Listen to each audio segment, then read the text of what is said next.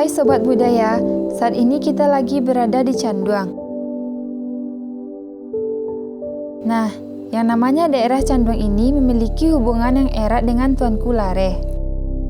Tuanku Lareh dalam bahasa Belanda disebut Larashof atau Kepala Laras, merupakan jabatan adat buatan pemerintah kolonial Belanda untuk mengontrol masyarakat Minangkabau.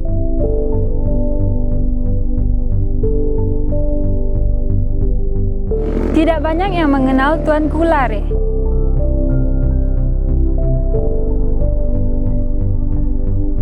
Tuanku Lareh merupakan jabatan yang cukup bergengsi pada masa itu, sehingga secara umum jabatan itu dipegang oleh kalangan penghulu yang berpengaruh di negeri tersebut.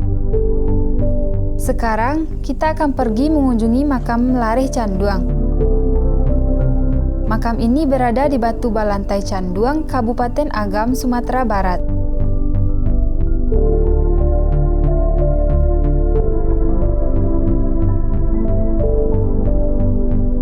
Makam ini terletak di lahan seluas 663 meter persegi yang berada di kompleks pemakaman keluarga Tuanku Lareh Canduang dari suku Sikumbang.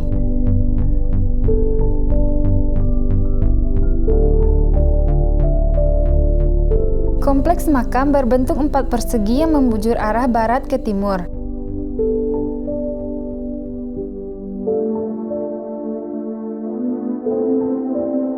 Tuanku Lareh adalah jabatan adat yang dibuat oleh kolonial Belanda untuk mengontrol masyarakat Minangkabau.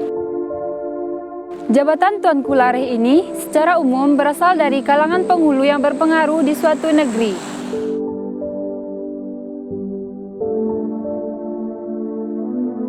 Dan untuk menjaganya, kompleks makam ini sudah dipagari dengan pagar kawat berduri. Namun, pengunjung masih bisa mendatangi lokasi dan masuk ke dalam kawasan untuk melihat secara dekat.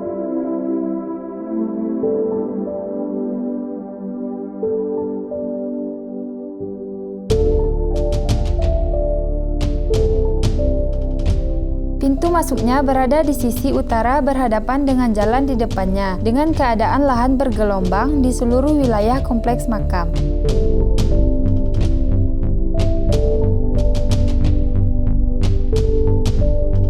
Dalam kompleks ini terdapat 3 makam Lareh Canduang, yaitu Unus Rajolenggang yang menjabat pada tahun 1842 sampai 1848. Taib Khotib Sampono yang menjabat pada tahun 1848 sampai 1857. Abdul Karim Datuk Panduko Sianso yang menjabat pada tahun 1857.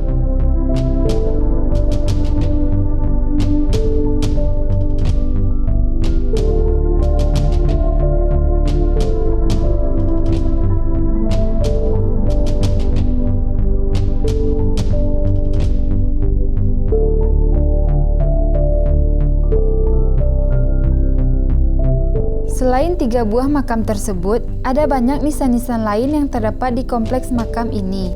Kekhasan dari makam-makam yang ada di kompleks ini terletak pada batu nisan berbentuk menhir yang sangat sederhana, pipih lebar, dan berukuran besar. Makam dan nisan yang paling besar jiratnya berundak dari bahan batu yang direkat dengan semen.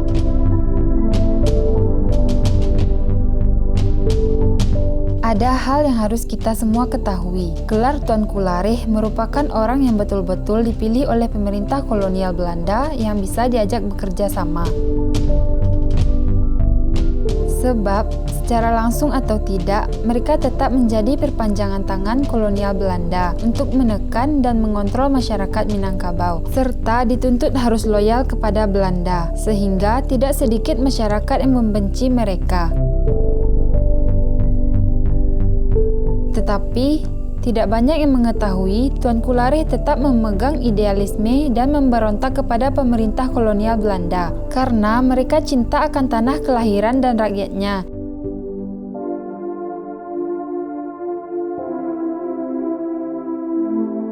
Sobat Budaya, sebagai generasi muda, sudah seharusnya kita untuk melestarikan peninggalan kebudayaan kita ini.